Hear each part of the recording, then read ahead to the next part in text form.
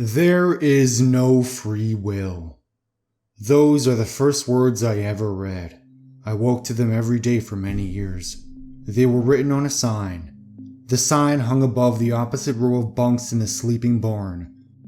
I have no memories from before the farm. I assumed I was born there. None of the children knew why we were here or where we came from. Nobody even knew how long we had been at the farm. Some children aged, some didn't. I can't remember much, but that's what happens when you're not given too much to remember. I remember always being deliriously hungry. We would be fed 3 small meals a day, but before every one, Headmaster Ranan Zynon would make us watch him sprinkle a few drops of clear liquid from a label-less brown bottle on the food. Then he would serve behind a steel door and slide out each meal through a window so you never knew if your meal was poisoned. Most of us danced around the edges of their food. Nobody was eager to dive in. Not when we had seen a dozen kids turn blue and die in front of us after picking the wrong meal. Several of us rarely ate food. I never ate from my plate. I would scavenge what little clean scraps there were in the garbage. I ate 4 crows, they're just as disgusting as saying implies, and I would go full Renfields and eat flies, ants, dandelions, cockroaches, clovers, and pillbugs. Anything living and somewhat edible. I would keep the spiders. I had a special place for those. The 20 boys and 20 odd girls worked the fields that provided all the food to the farm, a crumbling wood compound fenced by tall barbed wire, and the surrounding woods.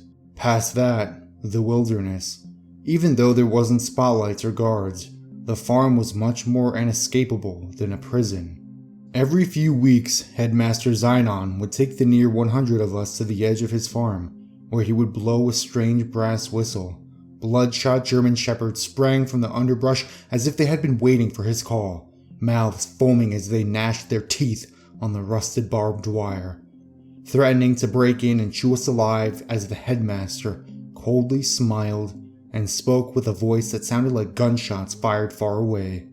"They're old guard dogs gone rabid. I have learned through one of you how to train them so they only obey me. And if you run, they will kill you or make you wish you'd stayed here with me." The farm never had answers. Very few people came. The rare delivery trucks, a prison bus, a black-tinted window Thunderbird that made a powerful turbine roar as if rocket engines were installed under the hood, and they only dealt with the headmaster, the only person to leave with the driver of the Thunderbird. There was a rumor that we were not real kids at all, that Headmaster Zynon was a demon who crafted us all from blood and ash. We never dared to speak to the headmaster, and asking a question was ludicrous, as a question would mean a touch from his hard, cruel hand. A hand that made the surrounding air a pincushion of pain that would sting your skin, even if his hand grazed yours. But above the poisonings, backbreaking labor and cleaning, scavenging for food and never knowing a single day what was going on, we feared the nights worst of all. Being exhausted from working in the fields all day wasn't enough to overcome the fear to sleep. When it was darkest and the air had fallen still, we would hear the headmaster's creaking footsteps just appear in the center of the drafty barn without any kind of warning. Sometimes, we would hear him walk out on the roof, up the walls, on the ceiling. I can still hear his breathing if I close my eyes. That sick pig's wheezing, agonized breath that sucked air in and out in a guttural exhaust. The breathing and the footsteps would circle and circle until he heard someone cry. That's when the Taken would give one last cry before they were gone, along with the headmaster. The missing child would return to their beds in the morning, bearing new marks. A glancing finger left a nasty red and purple smear on one side. Sometimes, black fingertips dotted their bodies. We would never say anything about these marks to anyone. We were always afraid the headmaster would hear. and give us matching marks to boot. Sometimes he would touch you with his entire palm, leaving a wrinkled imprint as raw and painful as hot iron brand. I had a few marks as well, but I considered myself lucky that I only had a few marks, as far as I could tell. I was one of 4 boys and 5 girls who cleaned the headmaster's home, the farmhouse. I cleaned the bathrooms and emptied out the shit cisterns of slop bucket and rope. I cleaned the bathrooms and eventually I found a few loose ceiling boards above the toilet when I was scrubbing for mildew, standing on the windowsill. They were right above his toilet. I began thinking. This was my life for what felt like many years. I swore I could have named 25 separate times the frost came, but we had no way to keep track of time, not even by our ages. I swore. Sometimes we would see a kid go from looking 13 to 14, back down to looking half that. Time made no sense at the farm, and I knew that I wasn't going to get out by waiting. When I had woke one morning to find a searing red-hot handprint of Headmaster Randon Zynon on my upper arm, a hazy starvation-induced plan emerged from the fog of my brain. I went to the special place by the cisterns where I had kept every black widow spider I had come across. I kept them behind a false brick on the side of the farmhouse where I had once collected 8 of them and discovered that black widows were cannibalistic when grouped together. Only the strongest survived. I kept hosting tournaments until 108 black widow spiders were reduced to 26 of the most toxic, twitchy, and bite-crazy widows you never want to meet. I was bitten only twice and came very close to agonizing death both times. I knew one bite wouldn't do a monster like Zynon in. I was set. I was ready to enact the last stage of my plan when everything changed on a cold day in early December, when a helicopter as black as the Thunderbird made a couple of low circles over the farm. Randon Zynon went insane. He poisoned half the meals the day after the helicopter came, and after breakfast, he took us all outside to form a queue outside the chicken slaughterhouse. When he began leading us in, one by one, a few joined me and ran. Judging from their screams, he caught most of the runners, but he didn't catch me. I spent many nights fantasizing about this moment when I wasn't listening to his footsteps of sick breathing. I put the Black Widows inside an old compartmentalized chocolate box scavenged out of a woodpile, perfect for keeping each one locked away. I went up through the floorboards and hid in a space in the bathroom. The headmaster may not sleep through this paranoia, but everyone's gotta go eventually. Even monsters. Those cisterns didn't shit themselves. It was dark by the time that he had arrived with his candle. The sound of him pulling down his trousers and his simultaneous grunt masked the sound of moving the planks above him aside and pulling the lid off the box of 26 nightmares, showering the headmaster with ravenous crazed gladiators. My beauties began biting the headmaster as soon as they landed. The terror of the child farm, the demon named the Randon Zynon, lied curled around his toilet, eyes swelling shut, a mouth locked in a disgusted, surprised, outrageous gurgle of horror as spasms racked his whole body. Before his eyes swelled completely shut, he saw my small 7-year-old face peering down the hole in the darkness. The missing child. The headmaster began to cackle. I knew this would happen. There is no free will. It's fine. I lived 10,000 years already. I lived your happy summers, wonderful marriages, fruitful successes. Your life was beautiful beyond compare. That's why He smashed a few spiders scuttling around his face, but I could tell he was fading fast. You and I are ghosts now, were his last intelligible words before the headmaster's breathing stopped. I hid for 4 hours, carefully making my way to the window, the safest place in the room. The spiders were done and gone. The chopper returned with a convoy of armed men right before sunrise. I was the only survivor of the farm. The captain of the operation was a man named Clinton Moxley, chief field investigator for the Hermetical office. He adopted me, and I took his last name. He was the one who named me Howard. I told my father what little I knew. He corrected me on a few things. The headmaster's name wasn't Zinon. It was a man named Clark P. Gaines, an anomalous individual. The office he worked tracked the headmaster down here. My father was the one in the Thunderbird.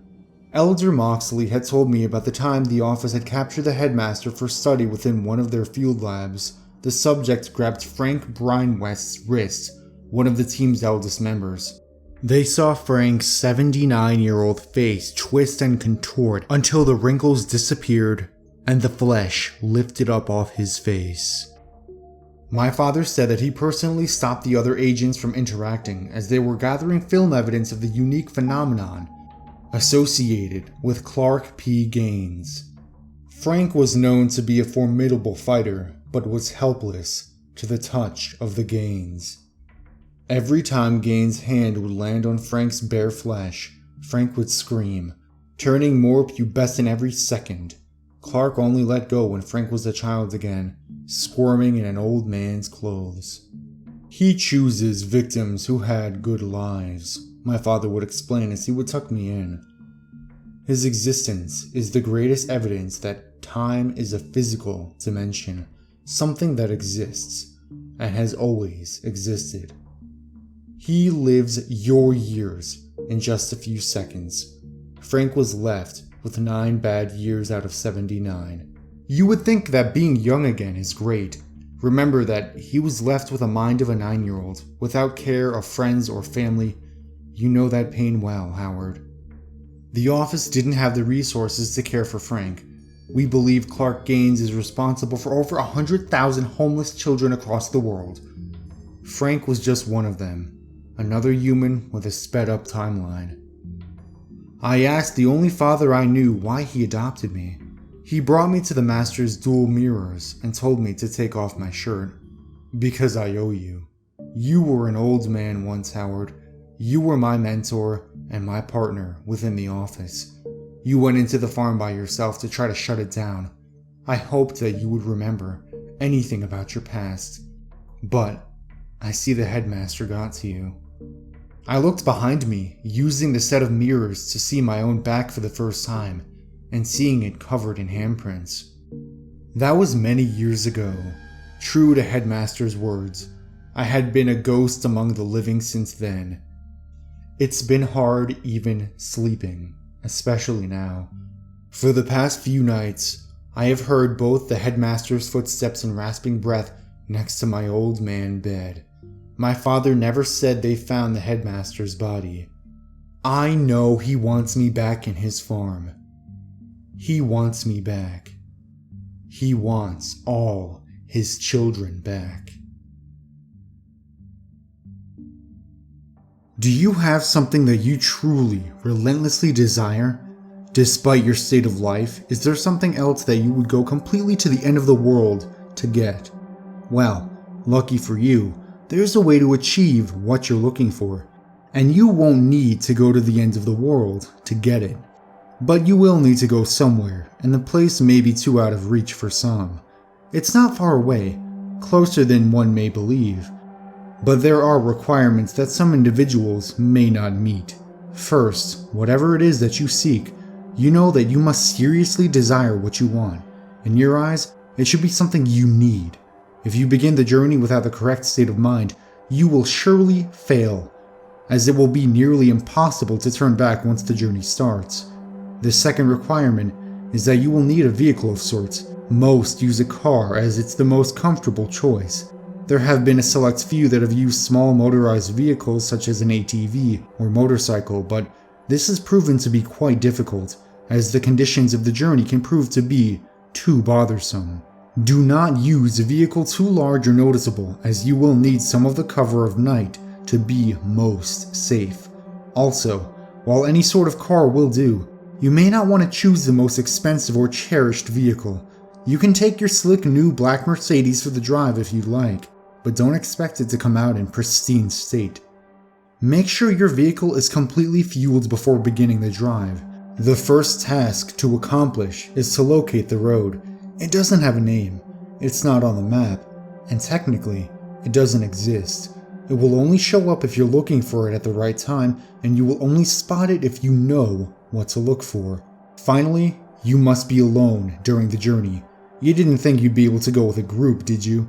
It must be night when you begin. Choose the time of night where you believe the roads are the least populated. Drive to any area that is just a stretch of road surrounded by woods. Here's where you want to start paying close attention. If you're looking for the road, it will turn up eventually, but you need to search for the road's hints in order to pull down the right one. Once you're close, you will see or feel its signs, but what the signs will be will depend on what it is you desire. For example, if you're in search of wealth, you may spot shimmers on the empty branches of trees as if they resemble the shine of gold or diamonds. If you seek love, you may begin to see rose petals slowly dance in the light breeze, blowing in the road's direction. If you seek revenge, you might sense an ever-growing feeling of heat or anger in your body as you approach. Just know what it is you really want, and you'll have no problem finding the turn. Once you're sure you've found the revealed road, take a deep breath and turn down into it. At this point, you have officially started down the nameless road, which brings you through 11 miles, leading to whatever it is you seek. Each mile will test your desire and will expose if you really do want what you're searching for. Before you go any further, stop the car and be wary of a few advisements. Do not turn on the radio during the drive. Do not use a phone during the drive. Reception would be cut off anyway. Do not open the door during the drive. Make sure they're closed before you continue. If you're riding a vehicle without windows or a top, then prepare for the worst, as the odds are heavily against you. Do not attempt to leave your vehicle at any time. You'll never want to exceed 30 miles per hour unless you're desperate to make it through a section of the road, and most importantly, as with any drive, buckle up. Feel free to prepare and make sure you're ready. Once the roads have been entered, time has stopped, so you don't need to worry about losing the night. Though you may not notice, you're not actually in your own world anymore. Take one last moment to realize that once the first mile is over, there is no turning back. If you ponder turning back at all, know that you shouldn't even be on the journey in the first place. Once all is done, continue on the road. On the first mile, you won't see much change. The road passes through mostly woods, with a few miles being an exception. The air will turn a bit colder, in which you should turn on your heating system if your vehicle has one. You won't want to take your eyes off the road later. Take some time to calm any uneasiness by admiring some of the night sky. You'll see it completely lined with stars, more than what you would ever believe possible.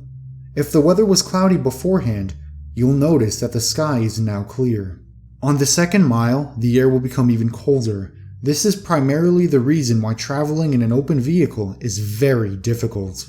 With each mile, the air will drop in temperature even if the season should be warm. If the air is too cold to bear, even with the heat on, your only option is to speed up. With each mile, the road also becomes more complex, taking more turns and showing an increasing amount of road hazards. Be sure to always keep focused on the road in front of you in order to avoid as many bumps or obstacles as possible. Hitting a few rocks and potholes won't hamper your progress too much, but you'll want to keep in the best condition for as long as possible. If your vehicle is forced to stop because of damage, then there's nothing left you can do but eventually freeze to death. On the third mile, you may begin to spot silhouettes of human figures in the linings of trees. Pay no attention to them, even if they seem to get closer. It will be hard to resist peeking at their unnerving, distant appearances, but know that they will reveal themselves later. At this mile, the road will become dirt if you weren't driving on it on the beginning. Keep to the center of the path as it will become narrow and wide at random intervals. On a quick side note, should you ever attempt to turn around, despite the previous warnings, you'll be left on a path which never ends. You would simply run out of fuel, eventually, and be left to freeze in the cold conditions. On the 4th mile, you will not only see more of the figures, but you will begin to, in a sense, hear them. In the back of your mind, a very faint, unintelligible whisper will echo. These will come and go, but you can't stop them. If they become bothersome or distracting, try and tune them out by thinking of what it is you desire. Attempting to listen and determine what the voices are saying will only attract them to you, and you want to be as far away from them as you can. They'll be closer later, so there's no use bringing them near you this early. On the 5th mile, you will come to a clearing. The lining of trees to your left will disappear to reveal a lake with no end, with a beaming, great moon over the water. The illumination from the moon will be so spectacular that the vehicle's headlights will no longer be required. Restrain yourself from gazing at it. If you look at this light for even more than a few seconds, the road in front of you will end, throwing your vehicle into the water, in which you will freeze in mere minutes. The voices will be gone for this mile, but don't rejoice yet. They'll be back. On the 6th mile, take into account that you are more than halfway done. Despite the progress, you may lose hope here. The stars will have disappeared at this point, leaving the sky an empty, black abyss. The clearing will have ended, leading you back into the woods. The only light you will have will be provided by your vehicle's headlights, but they will flicker from time to time, even if you're sure they're in perfect working order. If you have a radio in the vehicle, it will turn on here automatically. If you didn't turn it off beforehand, it will produce an overwhelming screech that will send you off the path. A calm voice will then begin to speak about your greatest fears, what it is you're horrified of in your life. It will speak in a way that will cause you to visualize the words in your mind. So don't listen. If you begin to comprehend what it's saying, the horrors will prove too much for you to stay on the road safely. Attempting to turn off the radio will prove no use. Speed up if you need to. Just keep your mind off the voice as much as you can. As you approach the end of the mile, the voice will fade out of the speakers, leaving your ears at peace for now. On the 7th mile, the voices from the figures will return. It won't sound like whispers this time, but more like distant screams, growing closer with each second. At some point on this mile, you'll hear one of them in your ear, as if one of them were right behind you. This is because one of the figures have found their way into your vehicle. Do not turn around. Their faces will shock you to a paralysis, leading you off the road. If you don't draw attention to it, it will become uninterested and hopefully leave. These beings are said to be the ones who have traveled down this road before, but were not successful. They live the remainder of their existence suffering in the darkness, with their only goal being to bring other travelers down with them. It has been said from experience that these beings can't physically harm you. So long as they don't cause you to wreck, you should be fine. On the 8th mile, slow down if you're going too fast. The road here takes very sharp turns, which, if overshot, will throw the vehicle into a pit through the trees. The cold is near fatal here. If you were to have a glass or bottle of liquid in your vehicle, it would be a solid in seconds. The heating system will have become completely obsolete. Your headlights will flicker more, sometimes shutting off for a few seconds. You should brake if this happens, but do not completely stop. The figures will be following you at this point, and should you stop for too long, they will surround you and trap your vehicle. More of their screams can be heard from outside your doors, sometimes even sounding of maniacal laughter. Their hands will claw at your windows, desperate to reach in and feel something living. Do not look at them. They won't block your windshield, and the last thing you want to happen is to crash and be trapped with them. If you don't make it from here, pray that it's the freezing that ends you. On the 9th mile, your vehicle will stall. The headlights will shut off, as will all other systems inside. There's nothing you can do to prevent this. What you will need to do is close your eyes and immediately attempt to restart the vehicle. Keep your eyes closed, as the figures would have surely surrounded you at this point. The starting of the vehicle will frighten them, and they will all back away temporarily. This will give you a chance to start moving forward again. If you begin to hear the windows crack from their struggle, don't lose focus. The beings can alter the vehicle, but remember that they still do not have the strength to physically affect you. You will hear nothing but their voices rampage in your mind, as there could be anywhere between a dozen or 100 after you now. Once you start the vehicle, floor it. Floor it so long as you can stay on the path. When the mile's done, the beings will retreat. On the 10th mile, the voices of the beings will stop. If you were to look in your rearview mirror, do not actually do this, you will see them following you, but not as if they were chasing you. They're watching you, as if they were seeing you off. As you go down the 10th mile, the road will be smoother, as if you were back on the 1st mile. The figures will be lining the sides of the path ahead of you. They won't be after you, but they will watch as you pass by. Some have theorized that the beings are impressed here, that you have come a long way on the journey to what you desire. This is false. They're not impressed, but they are happy. They're happy that you're about to approach the next mile. They're happy because you're most likely going to your death. On the 11th and final mile, everything in your vehicle will lose power, as it did on the 9th mile. The vehicle would normally be immobile, but you will still be moving. An unknown force will be pulling you forward. In the darkness, you will see a glowing red light up ahead, as if it were a light at the end of a tunnel. Close your eyes and cover them. Do whatever it takes to make sure you do not see what you're about to go through. Covering your ears would also be helpful, but keeping your eyes covered should be a higher priority. The red light is another clearing, but there's no moon or lake this time. Once it's entered, unrelenting and inconceivable noises will sound from all directions. No amount of bravery and conditioning will spare you from these sounds. The cold will turn to a merciless heat, burning all parts of the vehicle. You will feel the illusion of the flesh being burned off your bones, that every part of you is being destroyed as you travel through screams and audible suffering. As long as you keep your eyes closed and resist the urge to see where you are, you will survive through the suffering. This will last a total of 31 seconds, but many fail to keep their vision closed during that time and are left to the worst fate of the road. Where is this mile located? Those who have survived do not know. Some have named it the transmission from hell.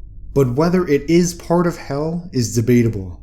After the final mile, power will return. Stop the vehicle. Take a moment to possibly regain some of your sanity. Let the screaming in your ears begin to fade and know that you have nearly completed your journey with the hardest task overcome. Breathe and begin to drive forward once again. After only a kilometer, your vehicle will arrive at a dead end. Stop here and don't attempt to move again. Nothing will happen right this second, but do not be disappointed. Relax and close your eyes. Imagine in your mind what it is you've desired this entire time. It will most likely still be the same as when you entered, but with some, this desire may actually change through making this journey. Thinking about what it is that you went through such terrifying and difficult means to acquire, and imagine possessing it in your hands. Once you have completely visualized this, slowly open your eyes. You will then find yourself at the beginning of the unnamed road, where you first began. This may confuse you, but know that you are finished. Your task is done. Your mind will then turn to your reward. If what you desired was material, check in the back seat or in the trunk if the object is larger. If the object was small enough, it might already be in your pocket. If what you desired was non-material, then do not be disappointed if the change is not immediate. Turn back to where you came from, and you will find in your life what you wanted is there. You may have found the love of your dreams. You may have gained unnatural, unimaginable power.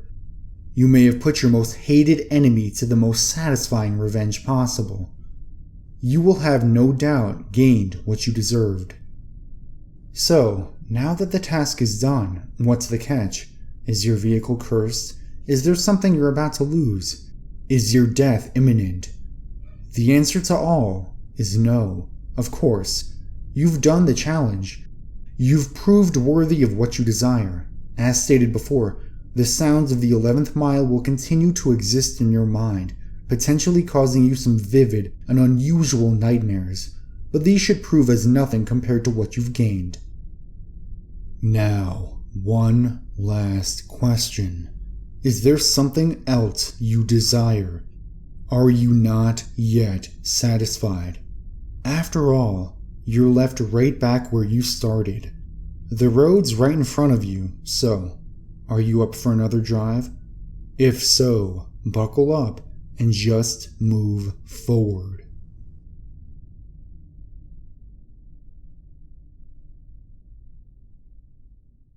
I was so excited. I had never really gone camping before, so the fact that one of my friends asked me to go with him was amazing in and of itself.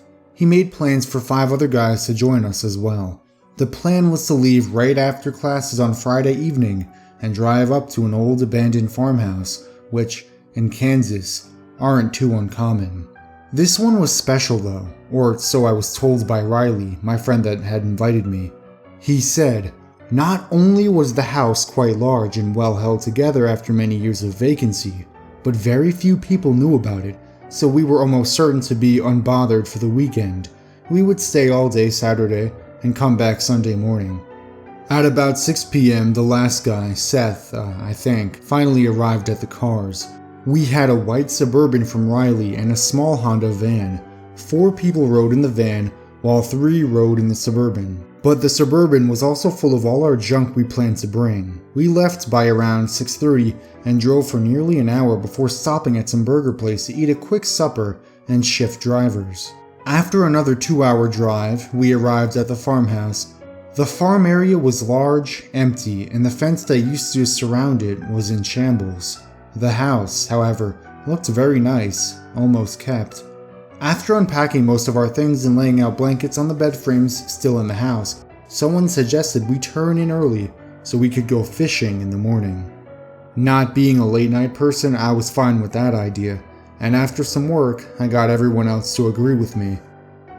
There were only 3 beds in each of the 2 rooms, so me, Riley, and some other guy I'd never met shared one room, and 3 other guys shared the other room. A guy named Roy decided to take the torn-up couch downstairs. I had a bit of trouble falling asleep, a bit uneasy about the whole drafty, creepy abandoned house thing, but I eventually dozed off, unable to stay awake any longer. I woke up at the sound of Riley moving all his crap around. When I was able to open my eyes enough to see my phone screen with the time on it, it was just after 6:30, so I had to hurry if I wanted to catch anything. I rolled out of my bed, grabbed some jeans and a jacket, changed as quickly as I could despite my exhaustion, and grabbed one of the 3 remaining fishing rods. When I got to the pond, Roy, Riley, and 2 other guys were there. I cast my line in and sat silently, waking up with the rest of them. Over the next hour or so, the other 2 people made their way to the pond, and everyone had woken up a bit more and were chatting about their restless nights. "So, which one of you idiots decided to come downstairs last night?" Roy shouted over the other voices. I was expecting for someone to laugh and give some excuse, but nobody even flinched. "You're not in any trouble, but it was too dark for me to see your face, whoever it was, so for my curiosity, who the hell was it?" Minutes went by, with Roy just staring at our faces for any sign of conceal. I decided to speak up and try to figure out who it was. "What did they come down for? Did they sleep down there?" "I don't know, they didn't say anything, and I was so tired I dozed back off." "Well, what did they do?" I asked. "I told you, I was tired. All I know is that I saw someone come downstairs, look at me, then I fell back asleep." In fear of getting hit, I held back further questions. On the positive note of that, Roy packed up, and everyone else followed. The fishing was good, and we had plenty to eat for today and tonight. We walked back to the fields in front of the farmhouse, let off our jackets, and ran out again. Roy had dug up an old frisbee, so we divided into 2 teams quite sloppily, so that we were an uneven 4 against 3. We played for maybe an hour when we switched to baseball. Then some guys started playing poker on the grass, and I sat out. Some dude I'd never met, Joel was his name, I think, came out and sat next to me on the porch steps. "Why didn't anyone wake me up?" he asked, clearly irritated. "I woke up almost and still beat 2 people to the fishing, plus you made it anyway," I responded, I just woke up like a half hour ago. His irritated tone now turning to confusion. Shut up. You went fishing with us, and I know sure as hell you were playing ultimate frisbee with us. My tone was clearly angry. I'm telling you, I just woke up. I didn't even know you played frisbee. Well, there were 7 people fishing and the teams were 4 on... I stopped dead in my own words. Did you ever go downstairs earlier last night? I quickly asked. No, I was out as soon as I hit the bed. I've been up... I stood up and started walking away in the middle of his sentence. I counted the people around the yard. 1, 2, 3, 4, 5, 6. Myself is 7. Out of the corner of my eye, I saw a faint shadow near the tree light, but when I turned, the figure had walked off. Wasting no time, I jogged to Roy. I need to talk to you, trying not to alarm the rest with my news. Okay, speak. Again, wanting not to waste time, I spat out, I think there's someone else on this farm. He turned to look me dead in the eyes. He shot up from his seat on the grass and dragged me to the Honda van. And what are you basing this on? He questioned. Think about it. Someone came downstairs last night and everyone says it isn't them. So, they could all be lying for some reason. I just talked to Joey. He just woke up. You idiot. There were 7 people fishing. He stopped abruptly, and after a long silence he continued. There was a face I didn't recognize in that group, he scoffed, while staring at nothing. Without a second hesitation, he climbed into the back of the Honda and emerged again seconds later with a pistol in his hand. What the hell, why do you have that? I was afraid this would happen. They're probably thieves, so we need to be careful. Let everyone know what you told me and keep a sharp eye out. They could be dangerous. I walked back and made the announcement and counted heads again. We had 7 people right now. Good. 7 people. With the sun setting and cold setting in, Roy and a friend of his built a fire in a stone pit that was already built. After cooking some fish and everyone munching silently, Roy grabbed me and led me to the van again. He handed me a 6-pack of beer and carried another in his hands. I've never drank much, so after a few sips I was done. With the remaining people, they were at various levels of drunkenness when Joel suggested capture the flag. I headed off to the Suburban to grab the flashlights, and when I got back, everyone had lined up. Handing off a flashlight to each person, I ran out before the last person. I ran back to the cars and searched for the last one. I know I brought 7. After being unable to find it and concluding that I had lost it, I walked back to the group. Now, I noticed everyone had a flashlight. Confused, I looked at the guy that was without one when I left and asked him where he got it. Some dude handed it to me, he drunkenly responded. Who? Where did they go? I had a real sense of urgency in my voice. He handed it to me and then ran to the forest. His eyes lit up when he realized what he said. I told him to keep quiet and stay calm, but before I knew it, we were playing the game and not even searching for the extra person anyway.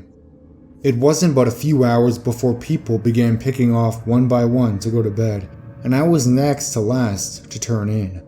I didn't even change clothes. I just walked into the room and flopped down on my bed, and before I knew it, I was dead asleep. I have no idea what time it was when I woke up to some drop hitting my face. Gazing to the ceiling, I noticed a fine leak, and of course it was pouring rain outside. I turned to cover up the side of my head, but when I did, I noticed the bedroom door open. There was someone standing there in the doorframe, as if they were walking in and shutting the door behind them, but froze mid-motion. Who's there? I shouted it loudly enough to make sure my roommates heard. It maybe lingered for 2 seconds before it bolted. I heard thumping on the stairs and the front door swinging open. I flew out after it into the pouring rain, only to find that I had been far outrun. I headed back in, shivering, not only because of the cold, and bolted the front door shut. Everyone stared at me. Whatever it is, it's out, so as long as all the doors and windows are shut and locked, we're safe. Trying to reassure everyone, I seemed to be the only one capable of speaking. After a few long minutes of thought, me and Roy looked at each other. "The back door," we said in complete unison. We ran to the kitchen, but only in time to hear it slam shut. Now we didn't know where it was. It was only a few short seconds of staring when a scream came to the second bedroom upstairs. I was the first one up and froze at the doorway. It was leaning over Joel. It turned, saw me, and lunged out the window.